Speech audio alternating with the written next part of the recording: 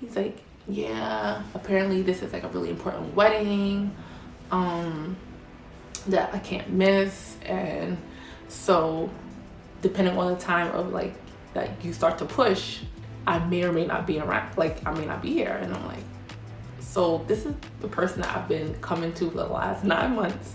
You're telling me right now that you may not deliver my baby.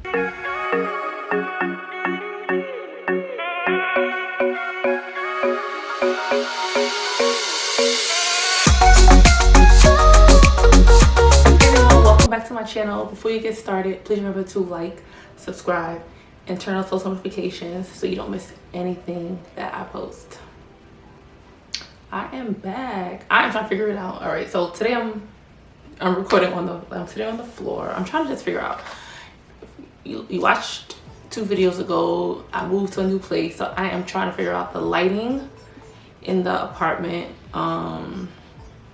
And since I record like after work hours, it's a little not as like the peak of the sun, so I'm just trying to figure out like where my recording spots are gonna be. So I'm trying to make it happen. So don't mind me. This may not, I don't know. Let me see. So I'm here today. I don't know if you're feeling my hair. I did it myself. My first time. I guess you call it like full locks in a sense. And so I don't think I'm gonna do a tutorial though, because it was easy, but it was an intricate easy. So I don't know if I have the energy or patience to create a tutorial. If you feel like you love it and you really want me to, I will, but other than that, no. So today I am going to talk about my experience during labor and delivery. And I have been sitting on this video for a long time, like probably like 2 years. And I'm documenting it not just for you all, but also for myself. Like I feel like I think everybody has a really great birth story, and so sometimes we tend to forget it. And while it's still surprisingly fresh in my mind, I want to put it in one place so that, hey, maybe one day Kyrie might ask about, so what's up? Tell me about the day I was born. Or I just want to have the memory of it and I could have something to look back on. And then I love to share. So here it is. Every time, so just get your popcorn, get your little, snacks, and sit back, relax, and enjoy it. So I want to start with just, this video it's gonna do a few things. I want to shine the light on the importance of having a doula. I want to talk about how doctors a lot of the times try to push for induction. And I also want to just talk about the pressure that women are put under to have a child before they hit their 30s, especially mid-30s. So I was due 3 months after I was going to turn 35, right? My birthday's in June. I delivered Kyrie in September of 2018. And so I turned 35 that June, which means I technically was only 35, gonna be 35 for 3 months before he was born. Of course, from the beginning of the pregnancy, the doctors was just like, oh, 30 blah, da da da. We gotta have to like watch the pregnancy and be extra cautious and all that stuff. So I already felt like that was like kind of on the annoying side that, they put such a stigma on you delivering in your 30s. I feel like, women have choices, and just we'll leave it at that. But so yeah, so that was the first thing. So of course, usually if you have a later pregnancy, you have to go to the doctor in your 3rd trimester every single week so that they can monitor the baby. So it's not like in your earlier years where you just start to go like up to the maybe like that last few weeks up until your due date. By the 3rd trimester, they had me coming in every single week to monitor the baby and monitor myself, and everything was fine, thankfully. But that was a little frustrating, but I was actually grateful for it at the same time because of the fact that it just kind of kept me, being a first-time mom. This was both of our first child, so it kind of kept any questions answered. I kind of felt, like I was getting that preparation going on up until delivery. So fast forward now to, it's about to be, so I definitely suggest getting a doula. I met with my doula by like the 2nd trimester once I decided who I wanted her to be. She came to my home, she went over a few things, she asked about my birth plan, we talked about all those things. So I knew from the beginning I wanted a natural birth. I knew I wanted, no medication. I didn't want to get induced. I just had like that plan. Like I was like, this is what it's gonna be, because I knew I could do it, So I kind of had that storyline with my doula. So now fast forward to the week before my due date. So I go to my doctor. I had a male doctor, and he asked, okay, what's your birth plan? And I'm like, so I want no medication. I don't want to get induced. I want it to be as natural as possible, And so he kind of stopped me and was like, oh, well, things don't go as planned. And I'm like, okay, I get that. But, if I just want to come in with that mission of, what it is. And so he was like, all right, but just understand that there might be a possibility that, if baby doesn't come on time, then we have to go through with the induction and so just be ready for that. And I was like, in my head, I'm like, induction? Like, why is he talking about getting induced? I'm only like 39 weeks. I had a pretty great pregnancy at this point. I was doing my yoga. My pressure was fine throughout the pregnancy. I worked up until I had just stopped working probably that day or that week. And I teach dance for a living, and I was, active at work. So I was wondering why is he trying to push this already? But I kind of just okay, whatever. So that was the week before. I said, I'll leave the appointment. I was feeling in my head, I'm like, nope, I'm not going to try to get forced, him to force induction on me. I'm going to try to do it naturally at this point. So I go home. I said, you know what? I'm going to just work what I know. I'm a dancer. I'm an athlete. Let me do what I know how to do. And that's train. And I have been training. And now the race was going to be, I saw it as the training that I've been doing. So I fast forward now to, so I get home. The next day, my dad calls and he said, oh, let's go for a walk, help. So I was like, okay, cool. So we go for a walk. This is now September 22nd. And we walk for 2-3 miles, just leisurely walking, casual talking, just to kind of get, the baby going. And then I get home that day. I'm now all right, I'm ready. I have my ball. I'm doing the exercise on the ball. At that time I lived in a 6-story apartment building, so I was walking up and down the steps. I did that for a good hour, and I was doing that every day that week. Exercise on the ball, walking up the steps, up and down the steps, just getting that exercise going.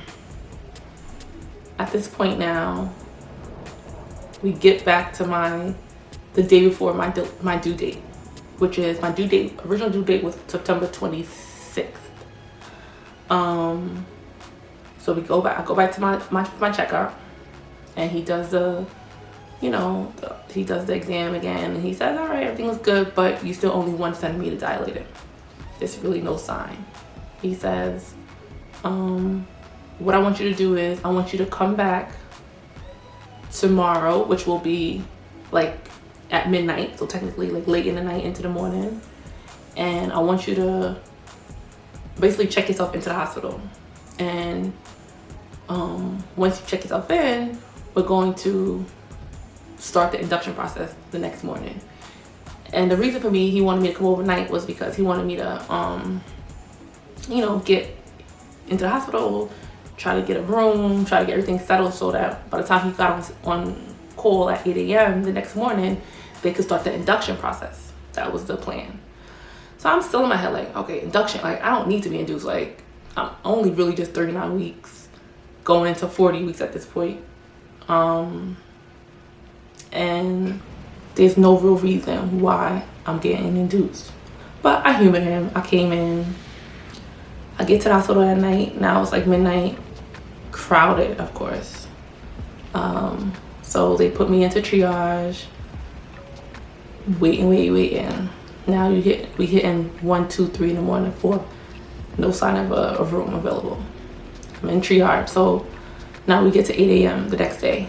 My doctor comes on duty. He's like, all right, we're waiting to try to get you a room.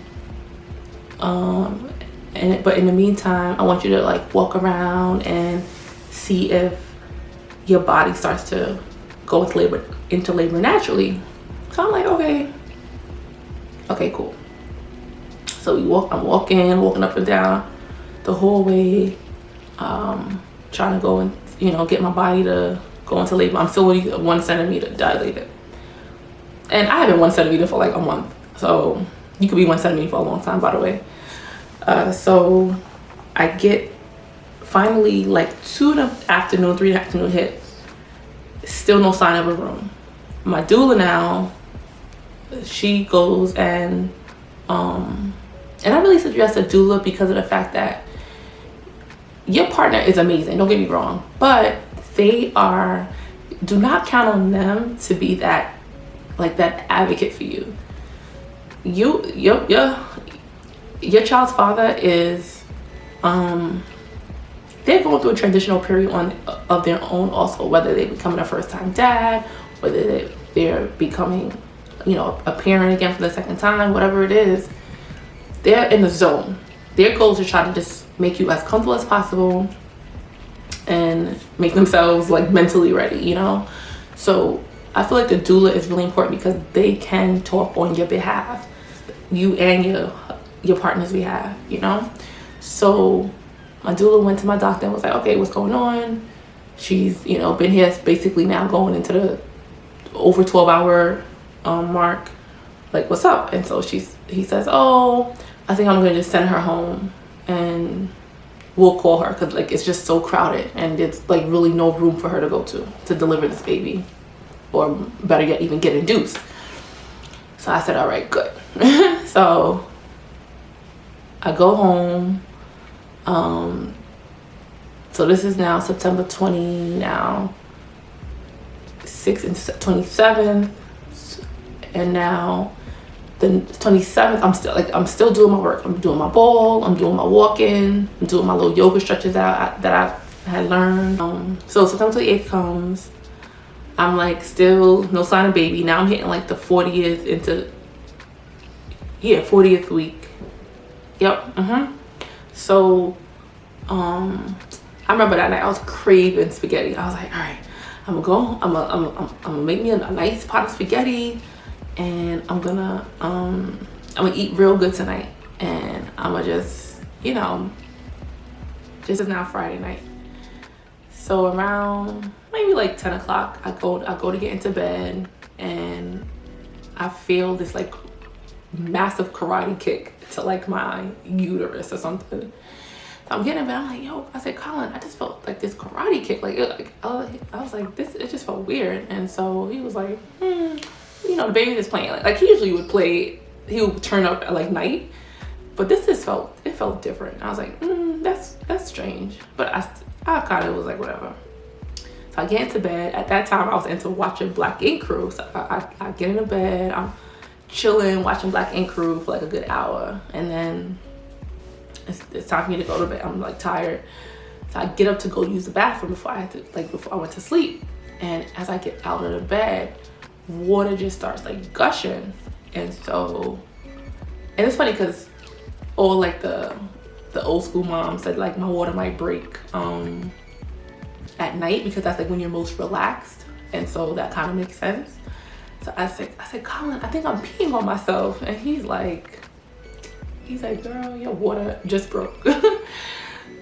So I go to the bathroom. I mean, now at this point it's like coming down. So I said, all right, I'm gonna go take a shower. I'm gonna, you know, like get glammed up.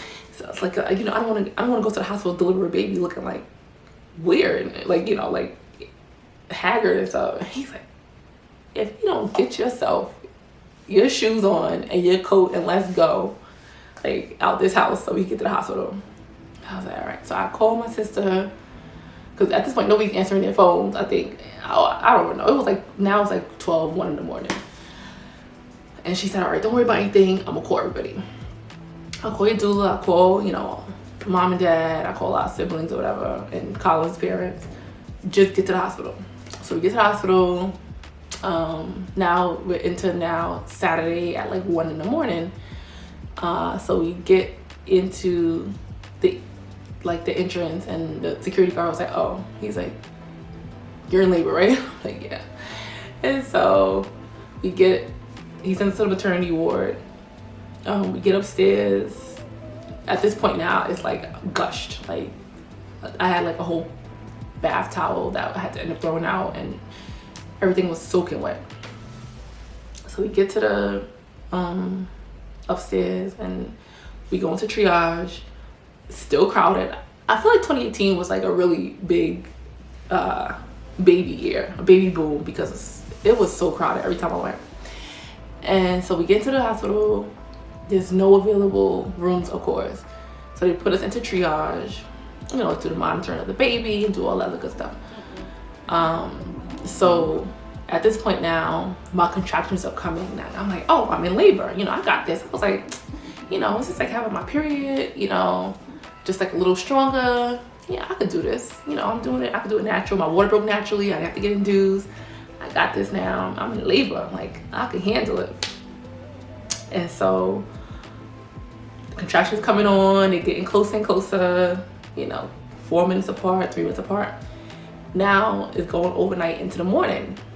My doctor gets on shift at 8 a.m. Because of course he was called, but once they, you know, learned how far our contractions were apart, he realized, okay, I don't have to come in until the next morning. So he comes in and he comes to the room. He's like, oh, you know how you feel? I'm like, oh, I'm feeling good.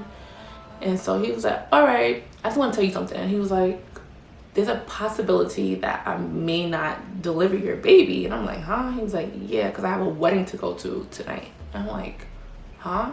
A wedding? He's like, yeah, apparently this is like a really important wedding that I can't miss. And so depending on the time of like that you start to push, I may or may not be around, like I may not be here. And I'm like, so this is the person that I've been coming to the last 9 months. You're telling me right now that you may not deliver my baby. And he says, well, that's the doctor that's gonna be on staff tonight, you know, she's really great and da da da. I think after the wedding, I was just like, wait, you're not delivering my baby? So I'm just like, okay, whatever. At this point, I can't even think. And it's like, whatever. So now we still don't have a room. I heard like 2 women give birth and like 2 curtains down. Finally, at like 3 p.m., they say that the room is ready for me. So I go into the room. I set up, you know, my doula sets up, like I had like a flameless candle. I had music playing. I had like a picture that, like my focus picture they call. You know, I kind of set the stage to like what I wanted to kind of see as I was going into this like transition of delivering this baby.